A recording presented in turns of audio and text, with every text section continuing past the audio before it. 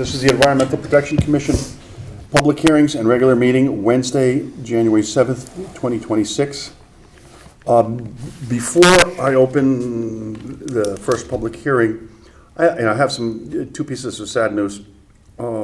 First, Commander Pete Kenyon, who was a member of EPC for 10 years before my time, was a longtime member of EPC, and some of the members he served with asked me to say a few words about Pete. And if you want to read about an interesting human being and interesting history, read his obituary. It's very, you think you know somebody, and then you realize that there's a whole lot more. Secondly, something that affects us all personally is Bill Wright, who was a commissioner here. Was a current commissioner of EPC, passed away last week, and what can I say? This one hurts. Bill and I ran track together during high school, and that was a long time ago. And Bill, so if you don't think you know somebody, held the Darien High School track record in the javelin for decades. And I think he was a foot short of the state record. And so you wouldn't know it from him, but he was an amazing javelin thrower. I recruited Bill to join the EPC 7 years ago, like that. And man, he took he jumped right in. He did his homework. When he felt passionately about something, he argued for it, and it pushed us to be a much better commission and make better decisions. I'm going to miss personally Bill's insights, his insightful questions and comments, and may Bill rest in peace. Okay, first piece of business, EPC 27-2025, PL 25-175, 49 Birch Road, E. Romer, to maintenance, dredge a pond. The proposed activities affect the wetlands, watercourses, and upland review areas. The property lies along the west side of Birch Road, approximately 500 feet north of Point Woods Road, and is identified as map number 11, lot 11. The zone is R1, and it's approximately 1.02 acres. Mr. Chairman, just a couple housekeeping measures that, as we start off the public hearing. The application was accepted on November 3rd, and the Commission determined to hold a public hearing based on the findings of public interest. We issued a Section 9 letter, which is outlining the terms and conditions of this hearing. Hearing was scheduled for today, of course. We asked for additional information with my input and with your input at that initial meeting that was sent to the applicant November 18th. The legal notice was published per the requirements of the regulations on December 25th and January 1st. This applicant posted the individual notice to the adjoining property owners within the requirements outlined in the regulations. There are a few items that have been entered into the record having to do with, and I won't go into great detail, but we will be citing all the plans, reports, correspondence, and information found in both our paper and electronic files for this EPC application 29-2025.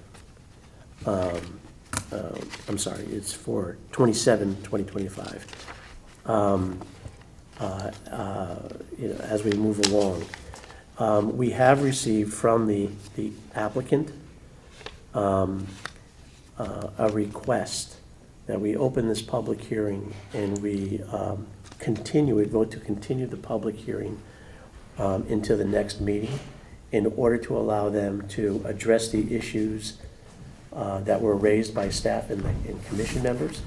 And they've also authorized a granting of an extension. Mm-hmm. So the applicant is not present this evening, and the idea is it's open for a vote to continue per the request, and at least acknowledge the receipt of a proper extension letter that gives us additional time. It gives them additional time to address the issues and concerns that were outlined by the commission.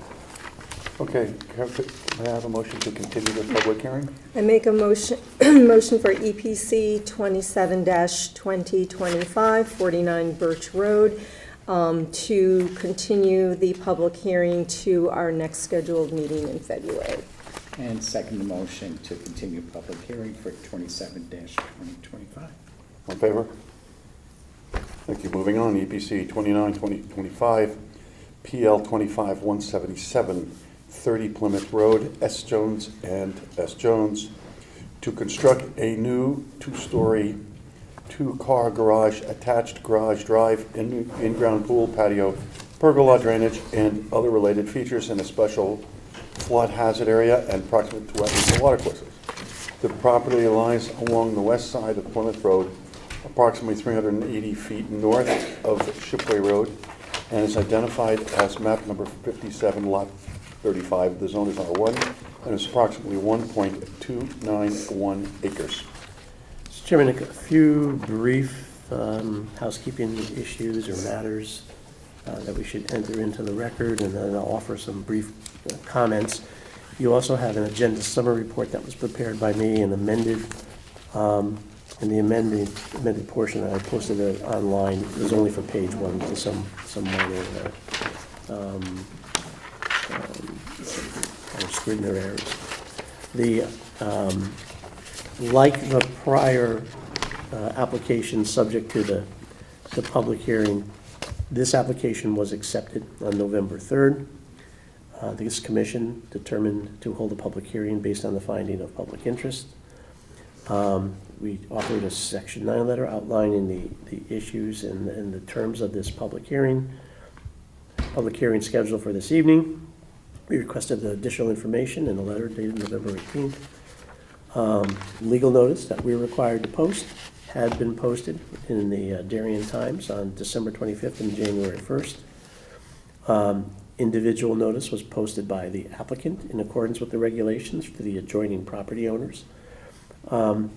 The agenda summary outlines a pretty significant amount of information that will be subject to consideration at this evening's public hearing. I listed it as 21 items, but also making reference to all additional correspondence that is outlined in both our hard copies and our paper records and our electronic files associated with this EPC permit application. Just in general, there's site development plans, there's zoning location surveys, conservation planting plans, a drainage report with dates in December, Environmental Protection Commission narrative. There's correspondence from the project engineer, October 28th, December 19th, December 18th, two on December 18th. There's correspondence from the architect concerning substantial improvement. There's information that's from the assessor's office. We have, again, additional information from a structural engineer concerning structural floodproofing. There's elevation plans, a wetland watercourse assessment, wetland delineation report, information from Joe Canis, our peer reviewer for engineering matters. There's also correspondence from Jeremy Ginsburg to an interested adjoining property owner who was interested in this matter. I've also included reference to the certain survey that has been provided, and again, other materials relating to an application for variance that had been proposed.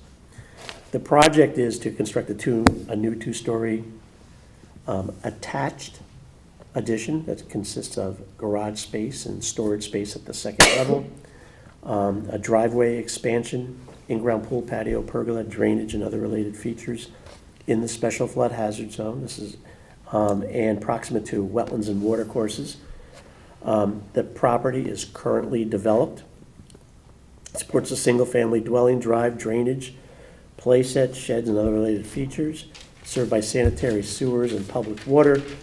It's characterized by the presence of generally sloping development, several large trees, coastal resources identified as coastal flood hazard area and freshwater wetlands and watercourses. The coastal flood hazard areas, the property in its entirety is subject to flooding. And within the agenda summary, we outlined where that information was gathered from and the depths and the absence of dry access to the site during the peak of the 100-year storm. Freshwater wetlands and watercourses are the other resource that are on the property. If you review the plan, it includes a drainage way that it lies along one or more of the property boundaries. Some defined as a drainage way, an intermittent watercourse as well. Wetlands are essentially a narrow wetland fringe around that drainage way as well. A soil scientist's report had been provided in identifying the wetlands types that are affecting the property. They've also looked at the upland soils that are on the property as well.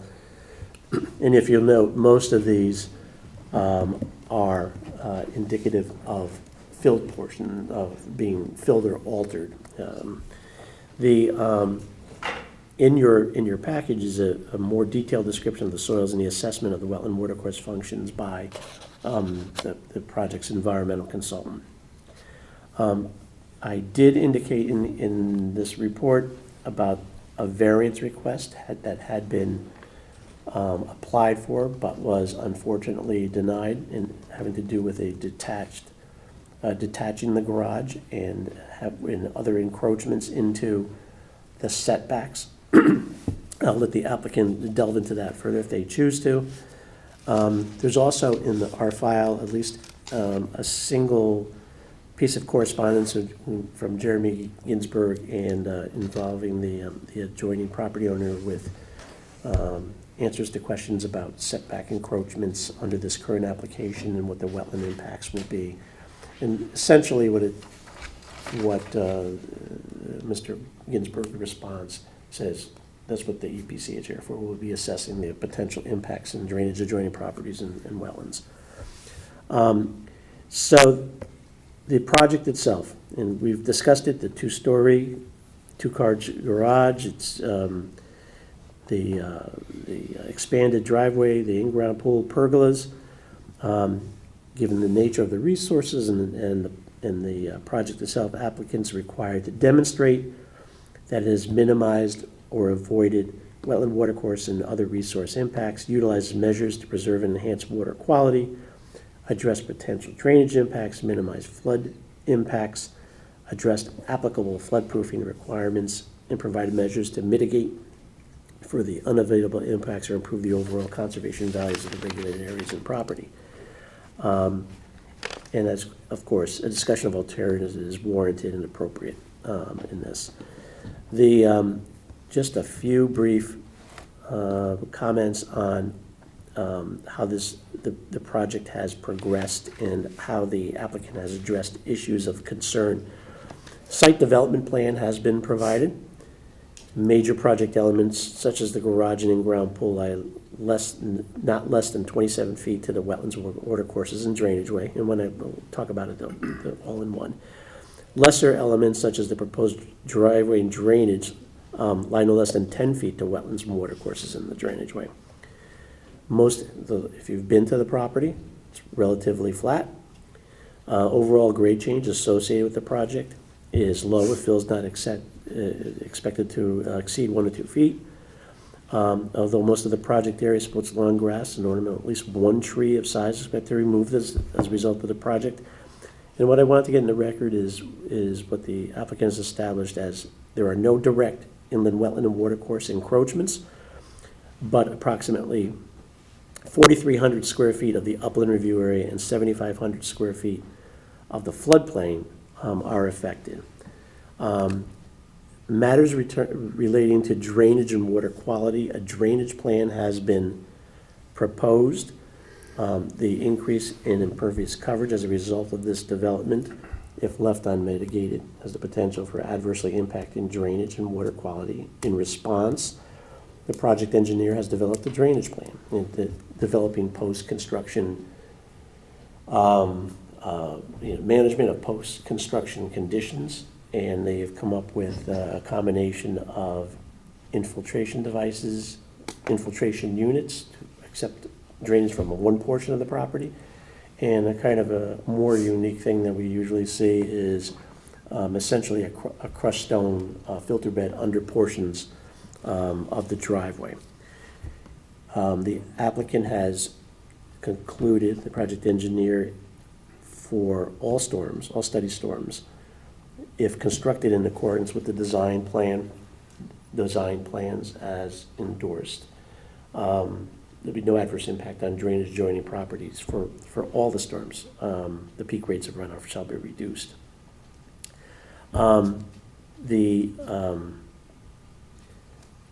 Recently, the town's peer reviewer for engineering matters had determined that the study methodology was appropriate and the design was acceptable, and the conclusions of the drainage and water quality impact assessment was sound.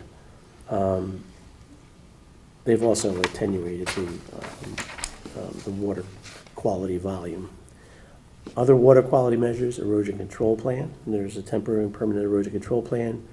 Things such as yard drains and junctions are equipped with deep sumps and outlet controls. They're using infiltration to seize upon the soil's ability to cool and treat runoff.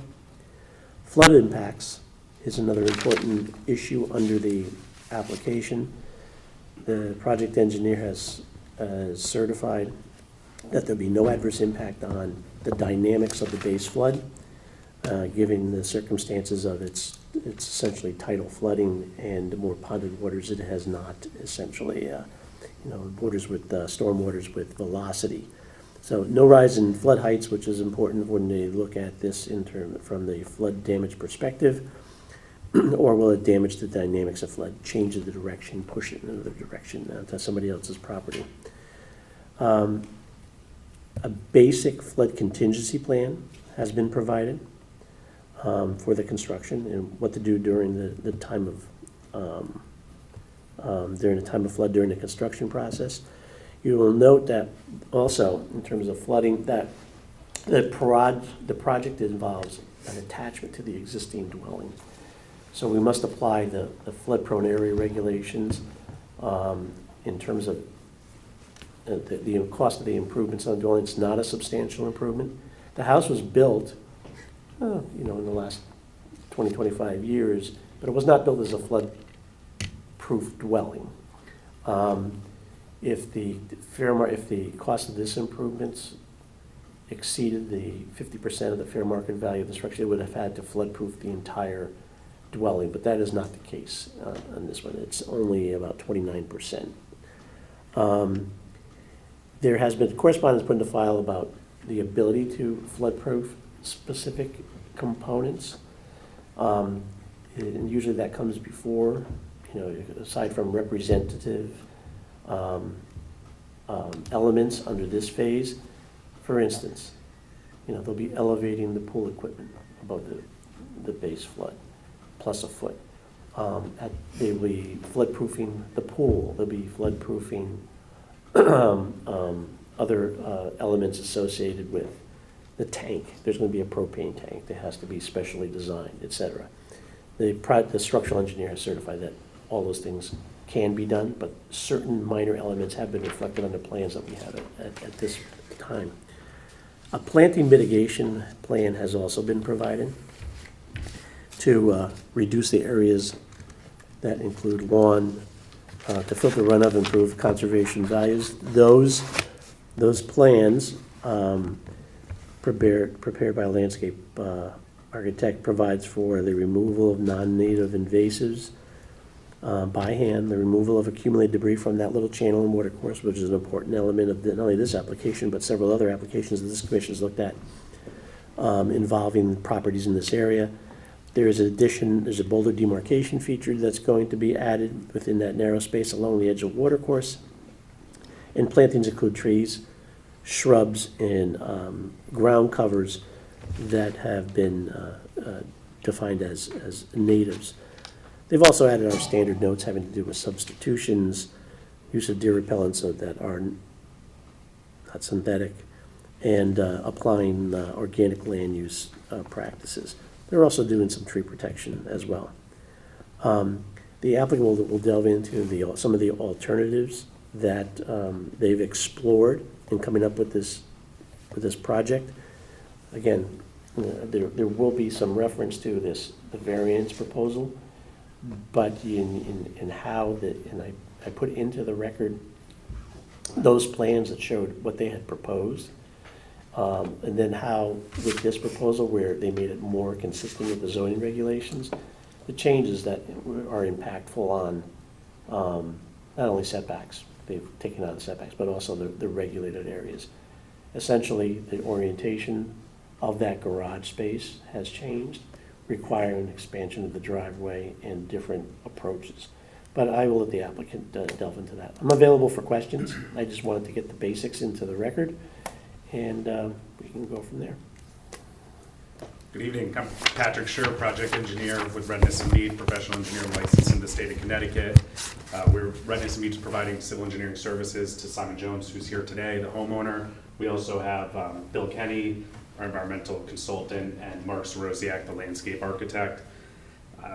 Don't have way too much to say. Rick touched on a lot of it, but what I would like to highlight is we did take our encroachment into the upland review area very seriously with this design and thoughtfully offset any potential disturbances. With this drainage design, we were increasing impervious coverage by a little under 4,000 square feet and are treating over 5,000 square feet of impervious coverage. We are getting the pool, the new garage, all the new driveway expansion, as well as a third of the existing home roof, which currently discharges at grade. And so that is now being routed into the crushed stone reservoir beneath the asphalt driveway, which infiltrates the first 1.3 inches before discharging over a 43-foot long level surface and flowing into that drainage swale.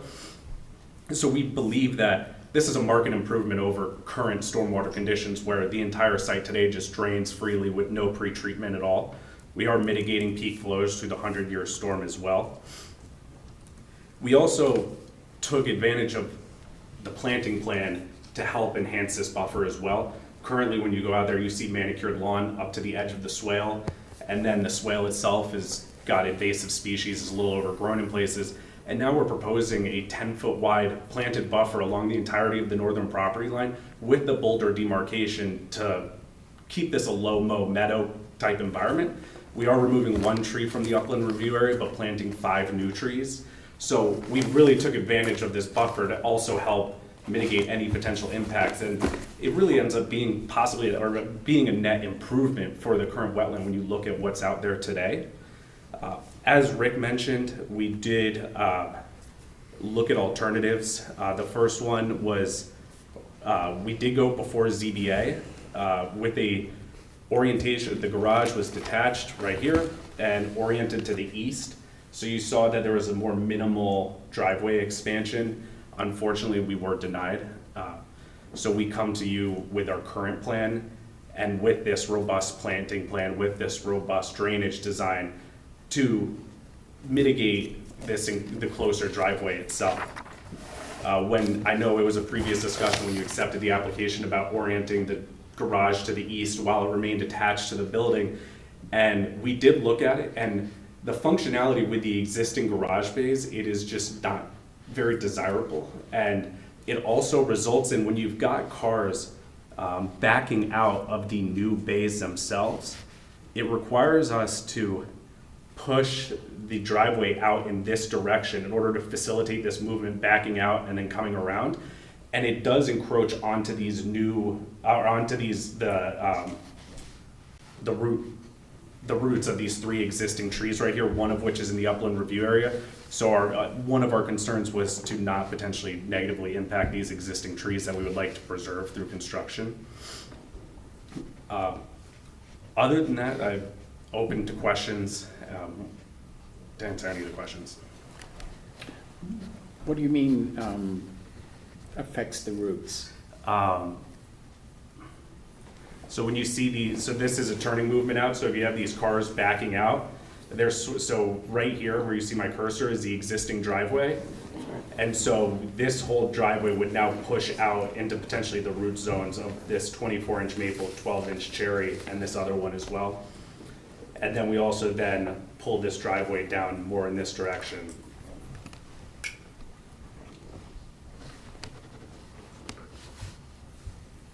Michael? I'm going to reserve comments and questions for the moment. I don't have any questions. Charlie?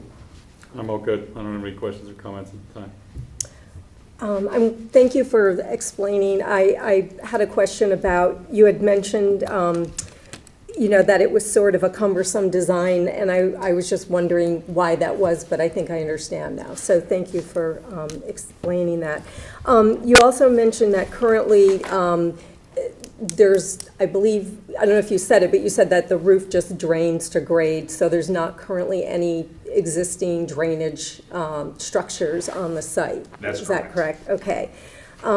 So we're going to be adding, creating the two systems, the crushed stone reservoir under the driveway and the Cultex for the pool and the patio areas. And if I understand correctly, from what was in the narrative and I think also in the drainage report, you're actually you're treating more water than is, in other words,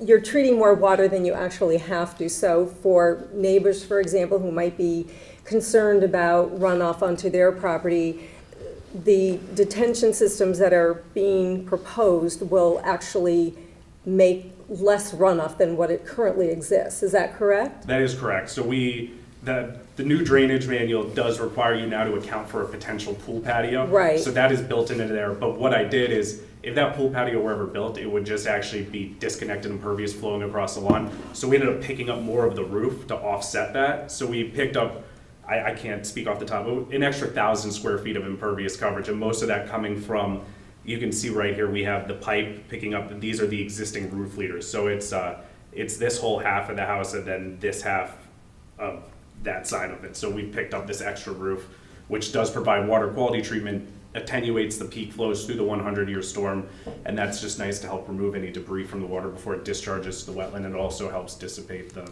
temperatures.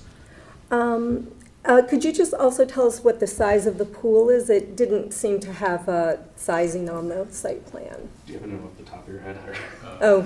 We were somewhere around 20 by 40. 20 by 40, Yeah, okay. I can measure it. I just always like to have that information. And you cited the pool, I think it was mentioned that you cited the pool where it is as opposed to outside of the upland review area in order to preserve 2 specimen trees in the rear yard? That's correct. Because about half of it is in the upland review, but if you moved it to the south, I guess it would be interfere with the trees. That's especially- correct. They're beautiful trees. Yeah, I mean, we have a 24-inch twin maple and a 30-inch maple Yeah. that make up a big portion of the backyard, so we just wanted to try to stay as far away from those as possible without then encroaching too much into the upland review area. Okay, and as Rick mentioned, the house is not flood compliant, and it doesn't have to be brought up to flood compliance because the project cost is only it's less than 50% of the fair market value of the house. And it's mentioned that the pergola is not attached to the house, but I just would like you to verify that if the pergola were attached to the house, that cost of that still would not exceed 50% of. Yeah, I didn't think so. I just wanted to. Just for the verify record, that. I just need to get your name. Sure. You were on it, but I didn't see it put you in. It's Mark Soroziak, ML in Residential Design, New Milford, Connecticut. All right, thank you. And Rick had asked about, in one of his emails, about a pool fence, and in your reply, you just stated that one is not required because of the automatic pool cover, but we have been seeing applications where, after the fact, people do want pool fences, so I just wanted to No, I can understand the issue with the wetlands, and yeah, well, Right.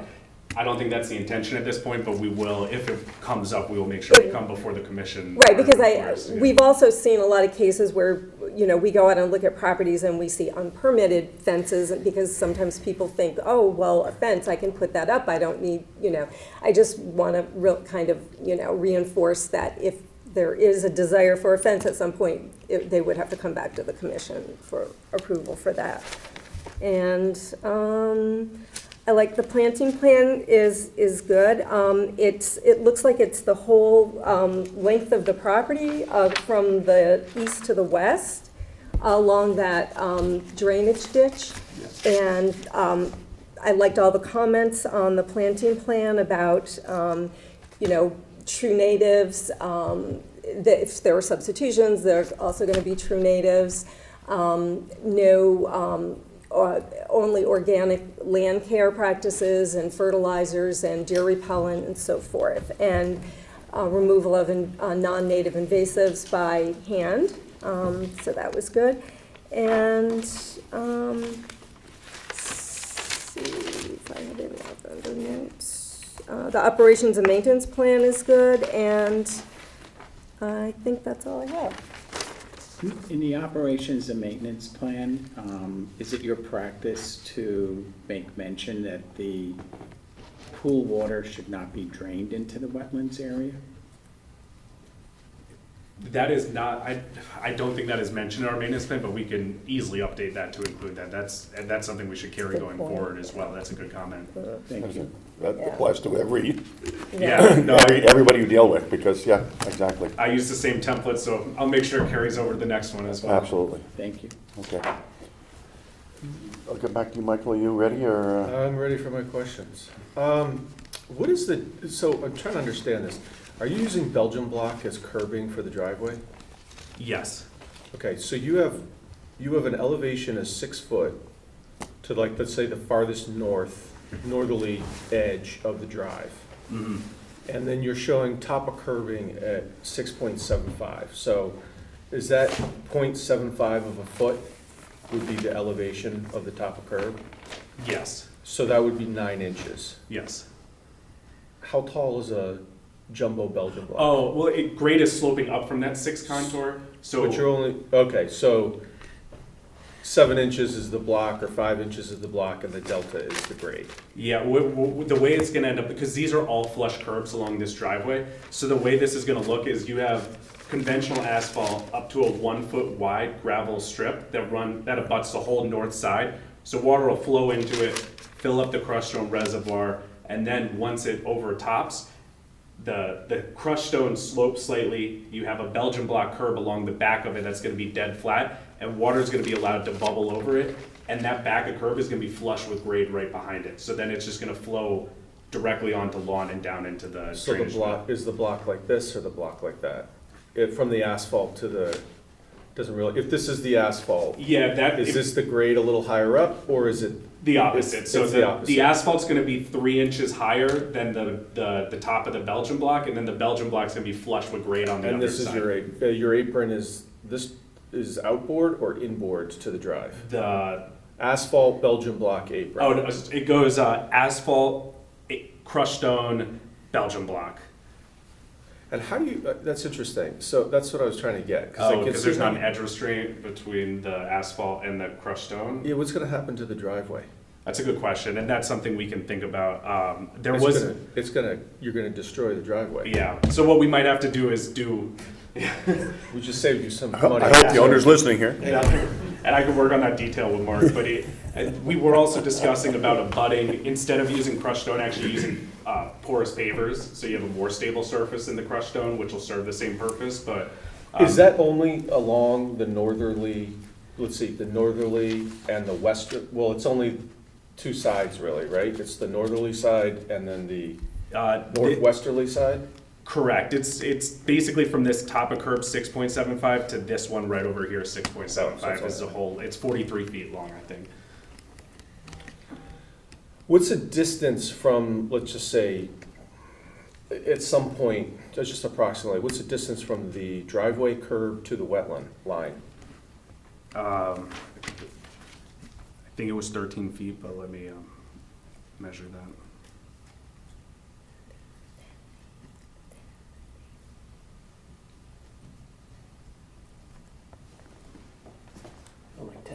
10, sorry, okay. Yeah, then it's around 10. Talk to me about your prudent feasible alternatives. I see the site, I can see where your problems are. You know, one of my, just so we can repeat the obvious. Initially, the thought would be, let's stick the garage onto the house and have the garage doors face the street. The garage doors would be on the same elevation, the front elevation as the front door. You look at the house, you'd see the garage doors and you'd see the front door, correct? Yeah. And the problem with that is that you have that, I mean, I don't know what you call that elliptical shape on the corner of the house, which has plantings there or something, or is that just a lawn area? Like where your mouse cursor is Yeah, I right don't now, know. what is There, that? there's shrubs there in this area right next to your garage.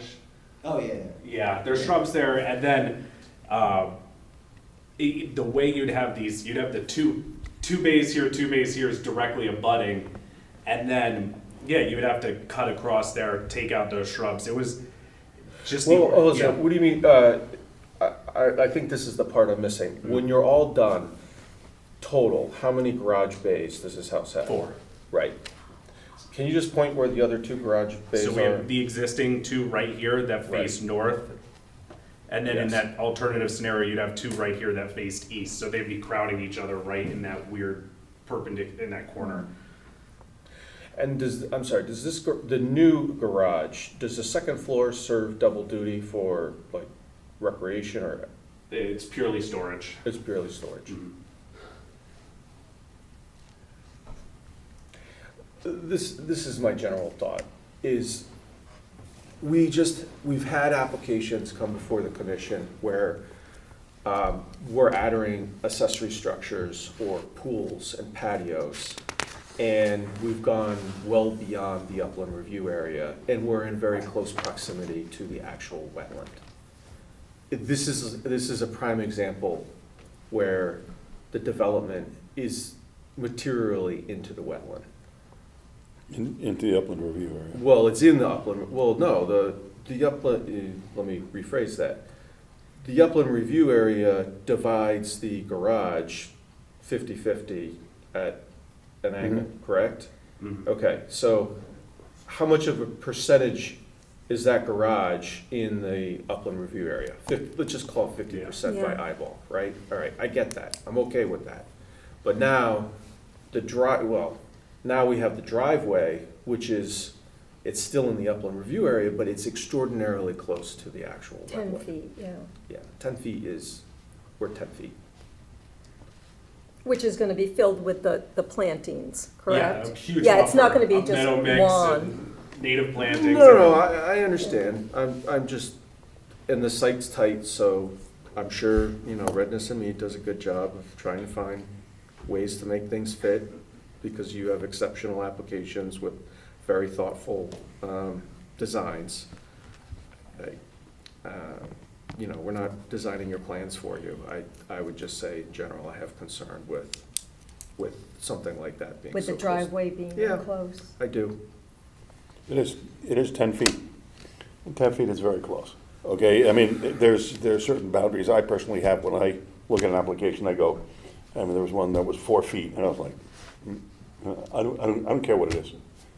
It's just too close to the wetlands. It's 10 feet, but they're doing buffers and things like that, so I understand your point. And we just don't think about you, and it's precedent. everybody that's ever gonna live or own that house, right? And all the conditions that take place, so that's why we're discussing it. I have nothing else to add. Okay. Any other commissioner want to add something here? What is the increase in the amount of driveway? So this crushed stone reservoir is 920 square feet. Yeah. We do have a little bit more driveway increase over here and around these edges. I would say maybe it's 1,000. So 1,000 to square maybe feet increase. 1,050 square feet. And with this crushed stone reservoir, what's nice though is all of this new driveway that's being proposed proximate to the wetland, all of that water is going straight back into the ground, spreading across the entirety of the footprint of the driveway and being allowed to infiltrate back down. So I mean, right now you've got manicured lawn that's relatively flat and we're sending this straight into a crushed stone Right. reservoir that's dead flat underneath it. So I like to hope if it functions as designed that we're providing like the same amount of infiltration that would have been happening across the lawn itself.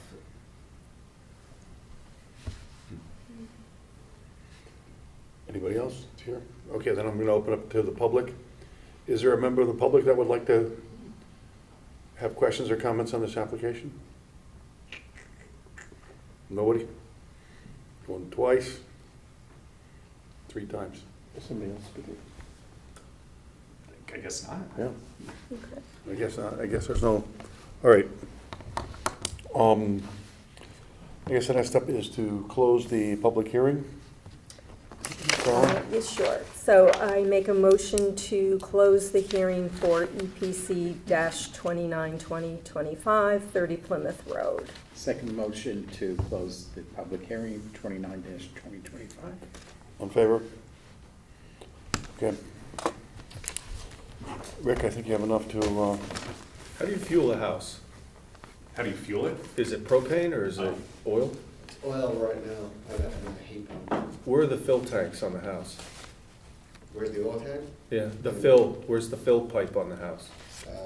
Front of the house, by the garage. The oil tank is in the garage.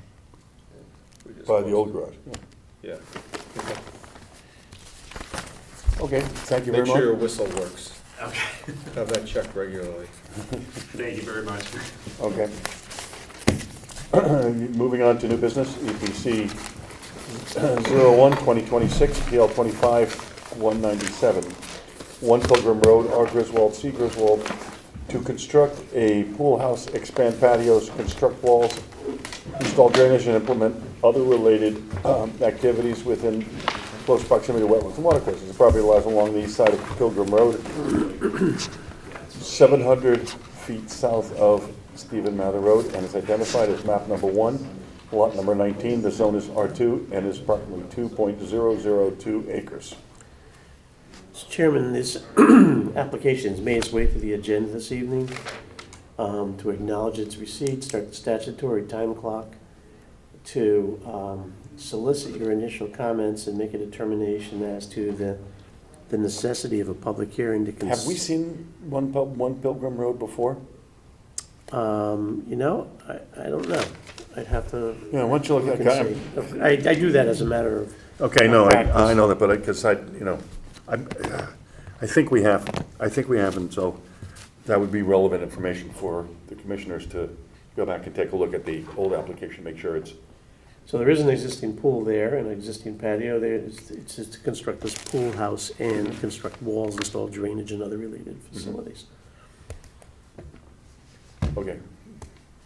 Does any commissioner have a comment on this one? I would just say in their operations and maintenance plan, they could just strengthen the language a little bit. They identify the responsible party, but again, they use that should instead of shall.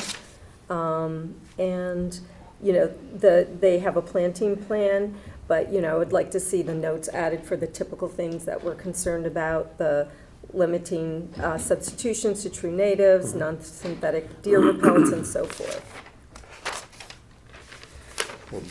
And pull all the I'm pretty sure there was an application on this one. I don't think since the time I've been on the commission that we have, so it would Yeah, have not been, recently. would have No, been originally, no, before it was- 2021. I'm getting old, maybe. Yeah. Yeah, so, okay, moving on. EPC 02-2026, PL 25-199, 120 Brookside Road, Town of Darien, to maintenance dredge a pond in Cherry Lawn. This project affects wetlands, watercourses, and upland review areas. The property lies along the east side of Brookside. It is approximately 1,075 feet north of Meadowbrook Road and is identified as map number 11. Lot number 31, the zone is R1, and it's approximately 27.46 acres. Just for the record, when I was a kid, I used to swim in that pond. So, when be you see it swimming now, in when you see it now, today, I wouldn't stick a toe in there, but, yeah, we went in there swimming. It was hard to My believe. daughter always asks to jump in when we go to Cherry Lawn in the Does she? summer. Oh, Yeah. God. Yeah, I say, "Nah, sweetie, that's There are not many cool." children Yeah. that try and like torture their parents. Well, the application's made its way to the agenda to start the process, to acknowledge its receipt, start the statutory time clock, to solicit your initial comments for those who have been to the site or have knowledge of the property, and to determine if a public hearing is necessary to consider the concept. Remember, it's a public property, and they intend to dredge. It's going to be a suction dredge, which we've seen before, like I think it was Peach Hill that the same firm Weaver. had done, which they create a stationary pump station, and they go out there and physically remove the material with a pump into a synthetic bag or bags, allow it to dewater, and then they come back and open up the bags and do with it what they're directed to do with it. Either it's on site and using it, or I believe in this case they're talking about removing it. Those are the questions. Do you have any particular concerns? I think the commission likes dredge projects, okay, as it, because it increases water storage capacity, etc. I think, we like it when it's done by professionals who know what they're doing, and certainly New England Aquatics meets all of those criteria easily. The one question I have is, is contamination of the soil that's removed? I mean, it's always an either, in my experience, when the dredge project is in an area that is, highly urbanized. We talked about one reach of Goodwives River Road where that was going to be a concern. Or I've always felt fairly strongly about public properties. If you have material and there is contamination, what do you do with it? It has bearing on disposal, and it has bearing on cost. I think it's probably important to know that if you have to, you leave it there and you're able to utilize it and manipulate it and utilize it on the site, or you have to dispose of it now. And then where do you dispose of it? It's not just dispose of it off-site. And that's a major headache. And it could be a big cost. So on public properties, I feel rather strongly, and there's been examples over the past 10 or 15 years where maybe those considerations were not addressed that caused issues. And so it may be prudent to require that there be some basic review of the material before it comes out, so that there's a good understanding about how do we dispose of it. Do we do it on site? Are we able to use it? Are we able to use portions of it? And then, does it have to be trucked off-site? And then even trucked off-site. Trucked off-site, is there any kind of liability associated if we're taking something contaminated and bringing it somewhere else? So we should know. It's a good practice, I think. Well, I absolutely think that I agree. So I think we're in agreement, Rick. We want to test the soil to see if it's contaminated or not. I think the town would want to know, because it certainly has a cost component, a significant cost component. And a liability component. Yeah, thank you. Yeah, they talk about material disposal as being transported to the disposal contractor's facility in Reading, Connecticut. That's assuming if it's not Yeah, contaminated. right. If it is contaminated, then They have a whole nother, then yeah. there's a whole plan B I know, on that one. I know. What is typically we're not running a textile mill in Darien. What was the, I know you're referring potentially to like a Fairfield case. What was the contamination? What caused Well, that it? one was, I believe it was PCBs.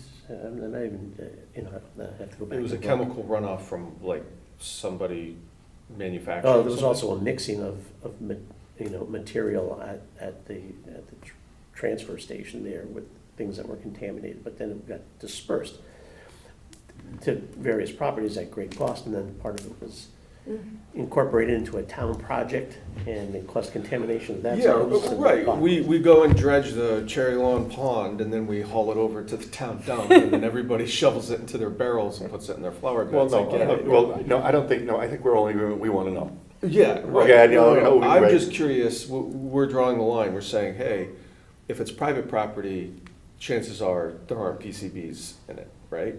But if it's public property, we should be You diligent. should be concerned. Just think about, what's the, you take the material and say you spread it in the park and it is contaminated. You have children and dogs and people. Oh, I get it. My point I'm getting to is why don't we just say every time someone wants to dredge, I mean, it doesn't It cost a should lot of always money be to test. tested. Why doesn't it just get tested? Yeah. Especially if it's town property, like Yes. there's Yep, a absolutely. liability No, but even to for private all the residences. taxpayers of the town, it's an insignificant cost of the project, just do it.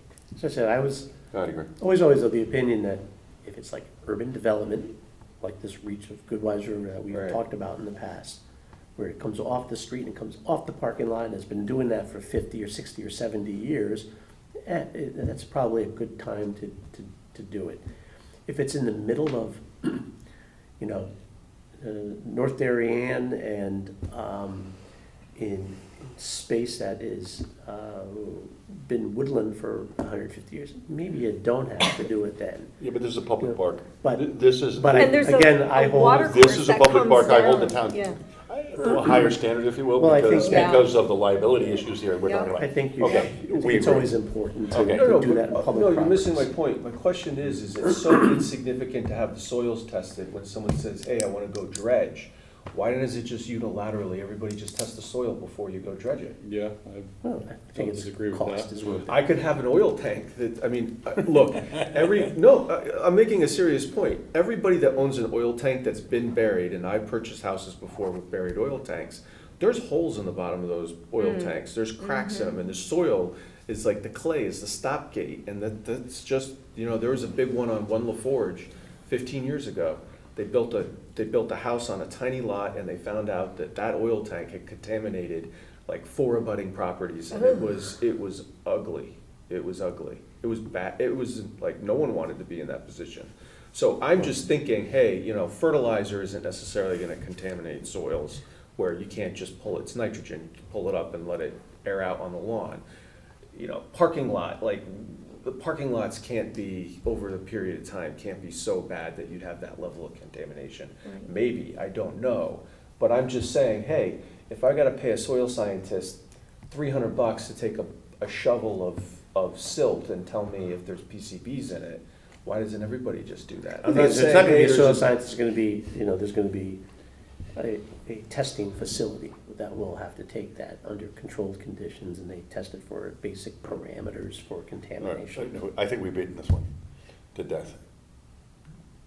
I'd like to get it done, to know what we're dealing with, to understand, does that have any implications for when they extract it, when the water seeps back into, the whole thing. The cost, in terms of the total cost of the project, has to be, a very, very minor. Nickels. Minor component, because it applies to this one and to the next one. And the other thing is, do we wanna have a public hearing, given the fact that it's a public property? No, it's a dredging, okay? If they were gonna construct something like that, I would agree. This is a dredging. They're gonna move in, it's a temporary solution, it's a temporary issue, but they're out, okay? And hopefully leaving the pond in a much better state, okay? Leaving the pond in a much better state. It's park maintenance at the end of the day, so. it's And the other thing in is, everybody's there'll best be, interest. Yeah, we'll go through it carefully about the water quality measures and the necessity of plantings in areas of disturbance and those Yeah. kinds of things, so. yeah, Is this Park and Rec, or is this, yes, Yes. yes. This is Cherry Lawn Park. does Ed oversee that? No. No. No, No. it's the Park and Rec Director. No, I know, I was just curious Mm. It's a separate department. So, if he had oversight on that. Okay. although, it's interesting, the Cherry Lawn School used to be there, and they very clearly had oil, heating, et cetera. And they took down all those buildings, okay? I mean, there was a Victorian headmaster's house and a whole bunch of stuff there. Be interesting, you know, That's really interesting. and it'd be interesting to see if what they did with the oil tanks, did they discover them, and just, you know, come over, put them over and say, here, no evil, see no evil. How long was it When- demolished? When was it demolished? Well, we I'll have. call it, We haven't been keeping record. probably early 70s, if I had to Okay. guess. We haven't been keeping record of oil tank removal chain of custody for a particularly long time in Yeah, town. my house had that issue. Yeah, Yeah, I want to Had say an oil it's only tank been removed like, from the front yard and nobody less- had any issue, or nobody had any records of it. I would say maybe 15 years would be, to date, 15 years ago would be the maximum that we were maintaining records. So I bought my house 23 years ago, and there is a record of it in town hall, because I went and got the card, because I needed it for something, because I had to have a tree worked on, and the tree guy didn't know, he thought there might still be an oil tank there, because he knew it from before. So I had to go pull the card to see where it had been. Now So it's mandated. that's 23 years. Now it's mandated. You can't Yeah. touch one without going to the fire marshal's office and submitting a letter. Right. yeah. Well, Anyways. All right, just out of curiosity to see what they did, what Yep, precautions they that's took interesting. at that point in time. At that point in time. All right. Otherwise, okay, the next one, EPC 03-2026 PL 25-200, 40 West Avenue, the town of Darien, to maintenance dredge a pond in Tilly Pond Park. The project affects wetlands, watercourses, and upland review areas. The property lies along the north side of West Avenue, just east of Lakeside Avenue, and is identified as the map number 17, lot number 87. The zone is R1/3 and R1/5, and is approximately 8.5 acres.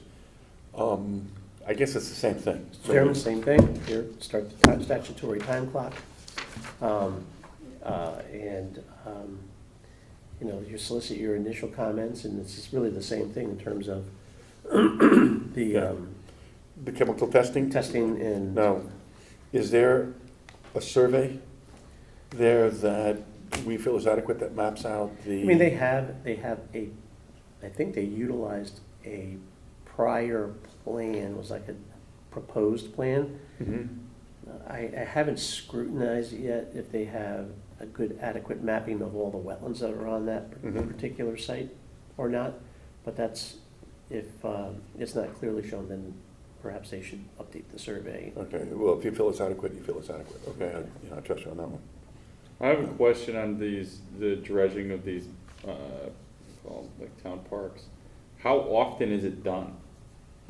I don't ever remember being done. I can only tell you from my experience here was, when I first started there, had been, EPC had granted a permit for a little tiny dredging in Tilly Pond Park. Yep. And so, how often? I think it's gonna be As needed. as needed, but probably not as much as everybody wants, because it's very expensive. Yeah, I'm not talking about, like, I'm just saying, like, okay, say this comes back to us in 5 years, right? And they tested it, say, in 2 months, and they find nothing in the soil that would be of concern. I would be okay with not requiring it, the testing the next time. But if it's 20 years from now, then, you know, maybe you want to test it again. But depending on the frequency, I don't think requiring the testing every time would be necessary. Mhm.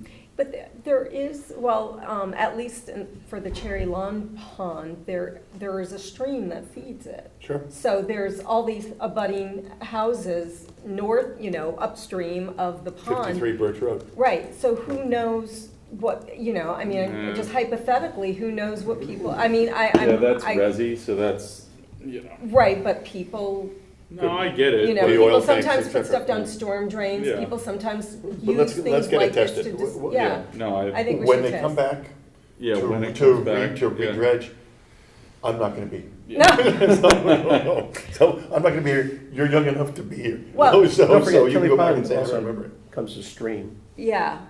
from that neighborhood up there. Right, Goes right, road, that's road, right. road. So, I mean, but this also brings us to, I was gonna bring this up at the next meeting, but like, what, if anything, can be done to try to, reduce the need for us to have to do this again in the near future? Like, what is contributing to all this sediment, and what can be, if anything, can be done to try to not have that happen as often? That's a great, you know who would be able to answer that? Who? New England Aquatics. Okay. And just to say, because they're dredging, that's their job. Yeah, they would know. Okay, and yeah. so I'm sure they would have, lots of experience to be able to tell us what they find. Right. Okay, as opposed to Could Park it and Rec be- or somebody like that. That's just not their job. No, it's not gonna be Park and Rec, but, right, I mean, like, are there properties where they have the lawn go directly up to the water court? You know what I mean? Like, there's something that's contributing to it, and we should try to find out what that might Well, they be. can do certain things. I mean, I've worked on projects, and actually it was a suction dredge too, where they created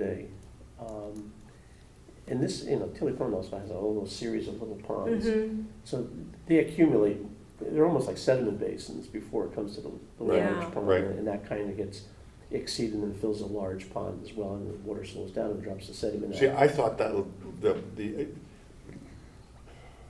let's test the memory neurons on this one. I thought it was created as a sediment pond, so that they didn't have to dredge the whole pond. They would have to dredge the smaller pond, which is a smaller cost. Oh. Okay, but, I'd have to go back and reread about this. You see, you're looking at, of course, you get completely carried away and talk about watershed, why would you Right, try to right. reduce sediments? But I guess the thing is to look at this more specifically and to do what we can do in terms of this particular dredge. So, you're removing material. Do you look at things such as trying to remove some of the lawn in select areas at this point to get them started with planting to prevent the runoff, to do some tree maintenance I mean, and those kinds of things. They have yeah. they have aerators in this pond all the time I mean, too. we are the Conservation Commission as well, and it might be like a good educational opportunity. Everybody's not gonna wanna do it, but like I've often found that when you explain things to people and what they're doing that's contributing to an issue, a lot of people are like, oh, what can I do? And, they wanna try to make it better. So it might be a good opportunity if the aquatic guy tells us that Yeah. that's what it is, then we could do he's- something. The people from New England Aquatics are experts. Yep.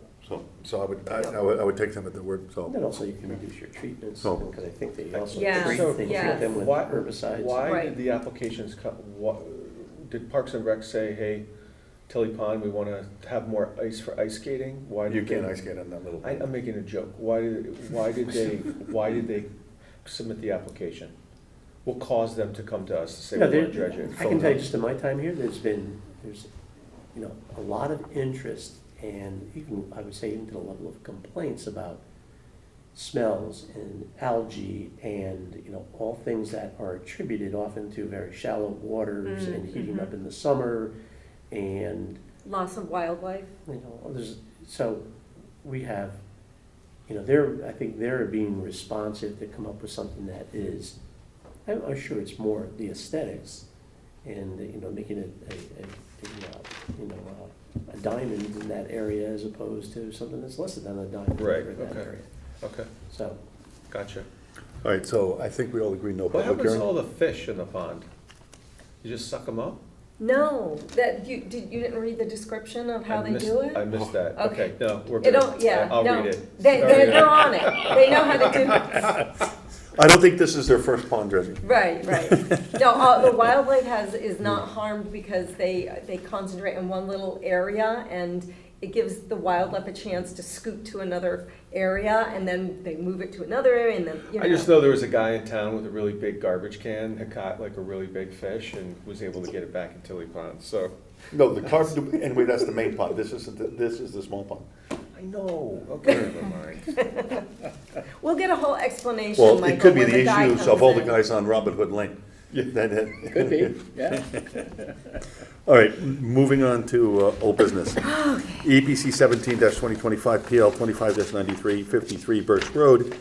J.A. Sager and V. Sager to construct and expand a driveway, walls, drainage, and other related features proximate to wetlands and watercourses. The property is located along the west side of Birch Road, approximately 250 feet south of Sylvan Lane, and is identified as map number 11, lot number 13. The zone is R1 and is approximately 1.44 acres. I believe. Chairman, there's a resolution that's here before you.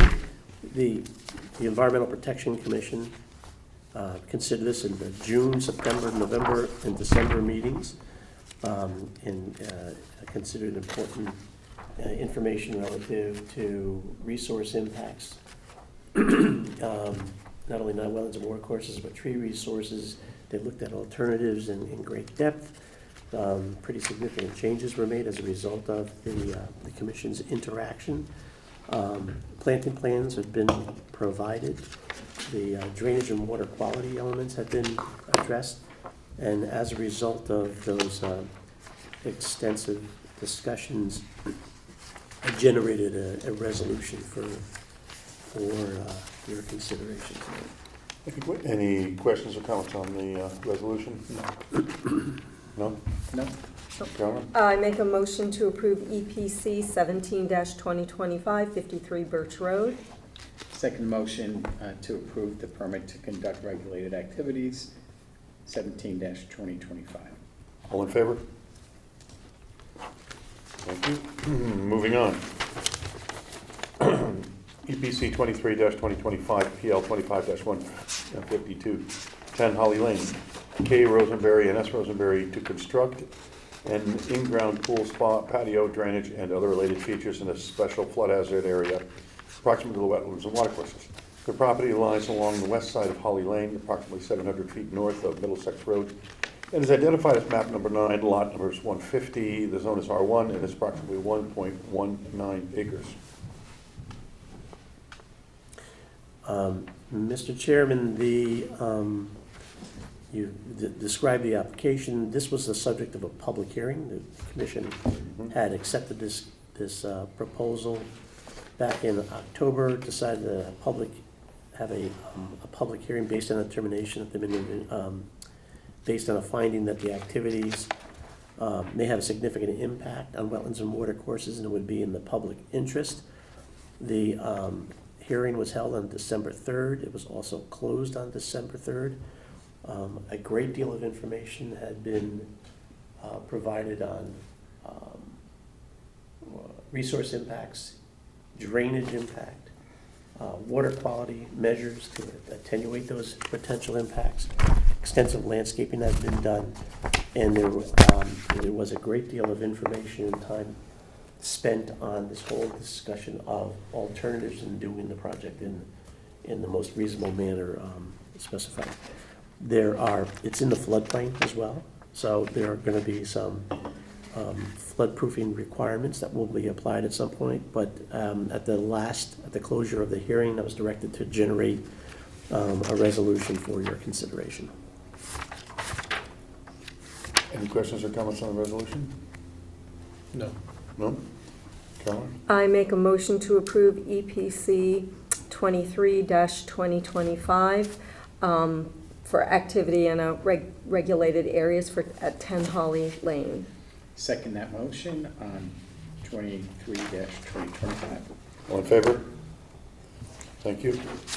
Moving on, EPC 24-2025, PL 25-165, 81 Lee Warden Road, J. Hodson and E. Hodson to construct a pool fence in approximate to the wetlands and watercourses. Property lies along the east side of Lee Warden Road, approximately 800 feet north of Kerry Lane, and is identified as map number 8, lot number 8. The zone is R1 and is approximately 1.27 acres. Chairman, this matter had been considered, it was accepted at the November 3rd meeting. I was given consideration in December. Information and testimony was provided by the owner of the property. Several alternatives were discussed. At the end of that meeting, the commission directed staff to generate a resolution for consideration. You must if you recall, it was for a fence on this property. The property had been subject to prior development and prior permitting from the EPC. Owner had purchased the property, and in addition to the pool cover that is on the fence, the applicant sought to have a pool fence on the pool. The cover on the pool, they're seeking permission for a fence to further protect the property and the pool itself. I'm available for questions and potential conditions of an approval have been outlined. Any commissioner questions or comments on this resolution? I do. Okay. I support the applicant's ability to have a pool fence, but given that there are feasible and prudent alternatives, which would allow construction of a fence outside of the wetlands, I can't support this application. Okay. Anybody else have anything? Michael, Peter? No. Trevor? No. Okay. You don't want to smile. No, I'll make the motion to accept the resolution to conduct permitted activities on 24-2025, and also considering Carolyn's comments and counsel on this, but I do move the motion forward. Michael, you want a second? Second. All in favor? All against? Okay. EPC 25-2025, PL 25-168, 52 Blueberry Lane, S Stack and S Wallerstein, Venezia, to maintain a stone fireplace, walls, and patio constructed within close proximity to wetlands and watercourses and special flood hazard areas. The property lies along the east side of Blueberry Lane, approximately 775 feet south of Oxbridge Lane, and is identified as map number 7, lot number 41. The zone is R2, and is approximately 1.86 acres. Chairman, the application has made its way to the agenda tonight just for an extension, to acknowledge the receipt of an extension letter. They have generated information, and there's a dialogue between our peer reviewer and their engineer in order to ensure that the proposal effectively mitigates drainage and water quality impacts, but additional time is warranted, and they've granted that. They've granted it. Okay. Yep. Okay. EPC 26-2025, 410 Hollow Tree Ridge Road, the Weaver Country Club, Inc., to maintenance dredge pond. The proposed activities affected wetlands, watercourses, and floodplain and upland review areas. Access to the property lies along the north side of Hollow Tree Ridge Road, just west of Hanson Road, and is identified as map number 7, lot number 66. The zone is R2, and it is approximately 210 acres, 210.56 acres. This too is a dredging application, but the representatives of the dredging company, the same as the others, has granted the commission an extension in order to develop necessary information. Because I would think they'd want to do that during the winter, not during the Gulf season. I mean, just from personal safety. So. We've already generated a list of required information, Yep. and they're seeking the response. Okay, so the ball's in their court. Yep. Okay. That's surprising. Okay, EPC 28-2025, PL 25-176, 64 Andrews Drive, A. Teodoro, to construct a sanitary sewer force main in and approximate to wetlands and watercourses. The sanitary line is associated with a new project to construct an in-ground pool house, and other related features. Property lines along the east side of Andrews Drive, just north of the Red Coat Pass, is identified as map number 64. The lot number is 113. The zone is R1. It is approximately 1.75 acres. Now, Mr. Chairman, please note that this application was considered at meetings conducted by the commission on November 3rd and December 3rd, not under a public hearing format. The applicant provided significant information relating to this connection with a low-pressure main that goes through a very small segment of wetlands right along the edge of road to reach the existing gate valve that's there. And this process is linked to a proposal in the uplands, substantially away from the wetlands, to build a pool house, a pool, and drainage features on the property. At the end of that meeting in December, the commission directed me to generate a draft resolution for consideration. Okay, there was one comment to determine if there was a sewer main on, was it Red Coat Pass? Yes. I know you looked into it. I had a Just discussion for the with record, Mr. why don't you Gentile. tell the other commissioners what we were, because it was substantially closer, no wetland, no Right. no wetlands impact, et cetera, but, okay. What Mr. Gentile reported was, when they did the main, the main in Andrews, they provided a valve that somebody, when they had to connect to the sanitary sewer, it's already installed. And it just so happens that was the one point of entry for this homeowner where to go. Is it possible to go in the other direction? So it may be possible. However, because it's a pressure main, said connecting to that pressure main could be, one, very expensive, two, very complex, because you would have to shut down the main and inconvenience some greater number of owners in the association there in order to connect to it. So we said, maybe possible, specialized contractor, complexity in doing so, great expense. There's a valve that's already connected, and that's all they're doing is taking the flexible pipe, winding their way around the existing trees and connecting to it with a kind of a low-profile excavation. Okay. Sad, sad, but okay. All the commissioners have the resolution, et cetera? Okay, any questions or comments by you guys? Nope. Carolyn, may I? Sure. Make a motion to approve EPC 28-2025, 64 Andrews Drive. Second motion on 28-2025.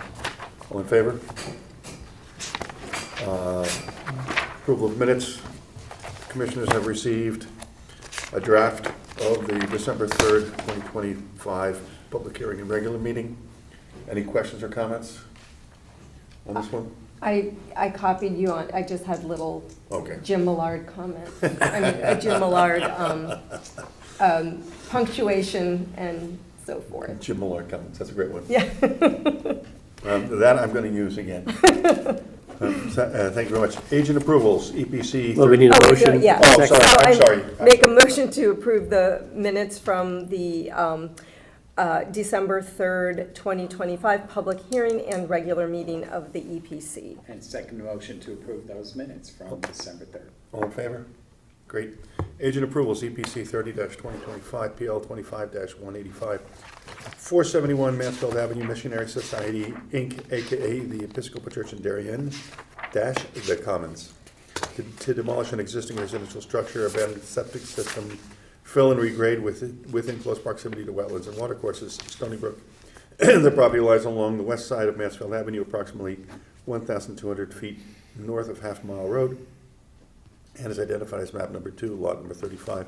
The zone is R2, and it is approximately 14.45 acres. You did this as an agent approval. Yes, so the property is the property of the church that sits in there.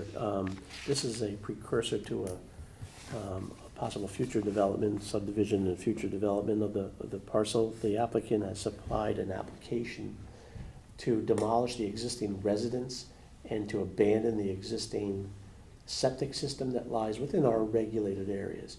So it's to demolish the house, to fill the foundation space with clean fill, imported clean fill, to abandon the existing septic system per the per the appropriate codes.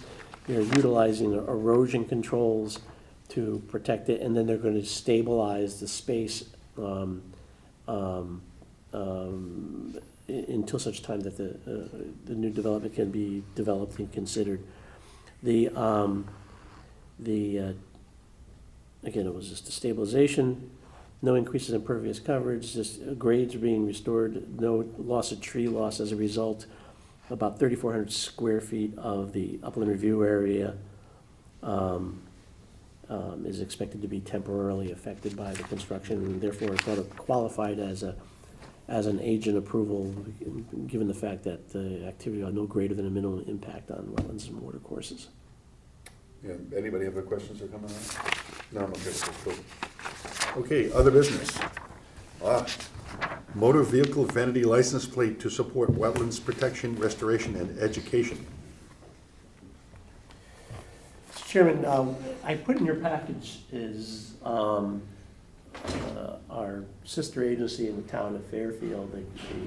The director there has sponsored an initiative to develop a conserved wetlands license plate for the state of Connecticut, and they sought our local commissions to support their initiative. From what I understand, there would be a license plate that had been endorsed by the state,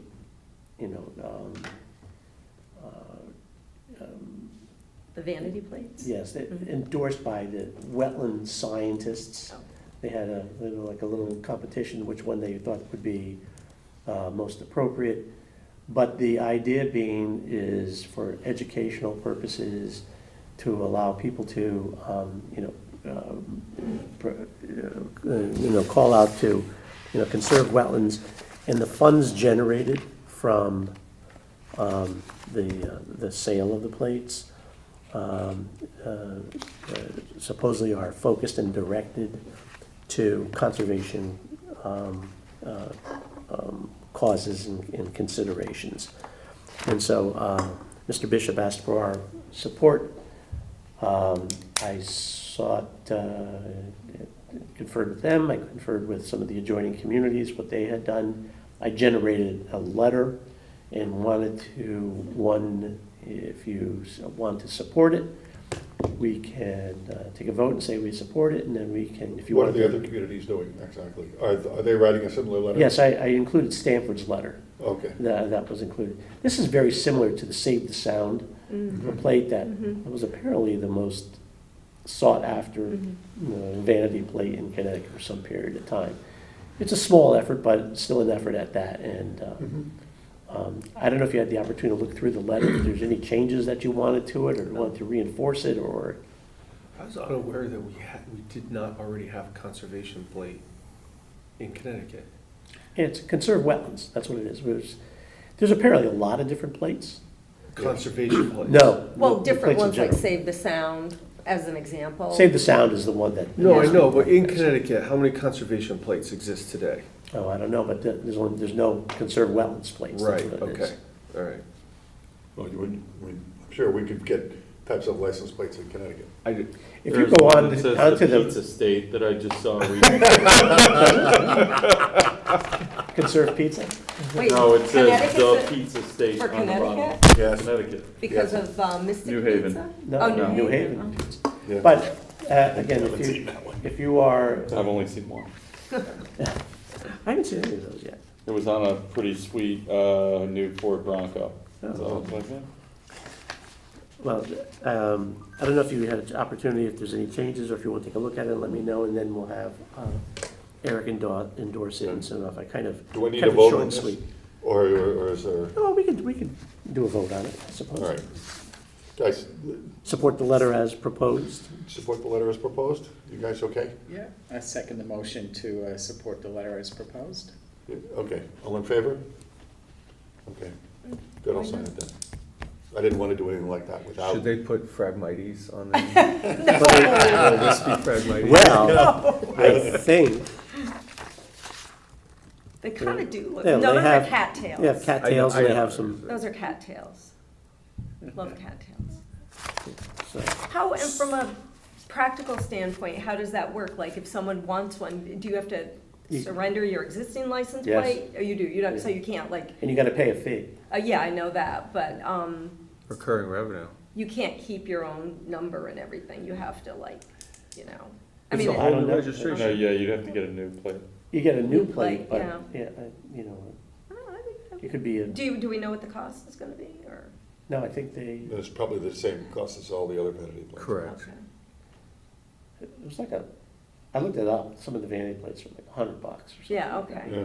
Mhm. And then, if you go onto the DP's website, they have, like, for Save the Sound, the vanity plates, some of the initiatives they fund, and most of them are education-based Yeah. initiatives, like getting into schools, and, you know, there's going to be small grants historically.